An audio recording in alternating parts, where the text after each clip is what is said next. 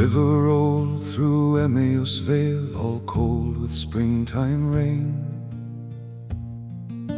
A gray-green flood beneath the clouds that smelled of earth and pain. Two weary men bent to the oars against the evening tide, their backs still sore from grief and fear they carried deep inside.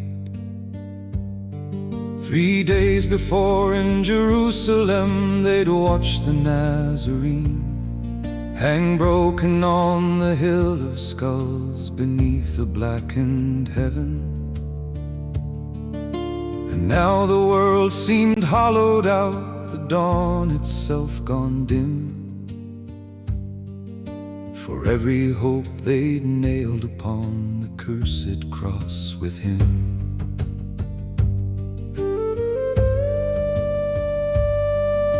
The older man pulled hard and spat into the drifting foam.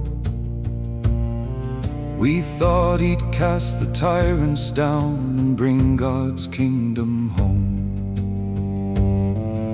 The younger stared beyond the reeds where dark birds skimmed the wave. Now Rome still sits upon its throne and Christ lies in the grave. The river current tugged like fate, the sky grew bruised and red, when from the muddy river bank a stranger hailed ahead. His cloak was plain, road stained with dust, the sword all travelers wore. Yet something in the way he stood seemed older than the shore. Oh, there he called, what weighs you down like anchors chained in sand? The older rower answered, rough, you must be new to land. Have you not heard what's come to pass in bloody Jerusalem? They killed the prophet Nazareth and buried all with him.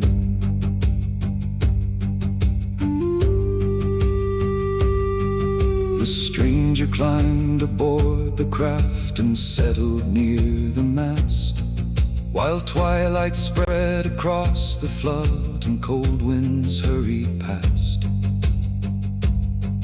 Then calm he spoke of ancient things, of kings and prophets slain, of how the righteous often walk through suffering and pain. The oarsmen listened through the dusk while slow the river ran, for every word the stranger spoke struck deep in heart and hand. It seemed the very reeds grew still to hear him on the tide, as though the river knew the voice the grieving men denied.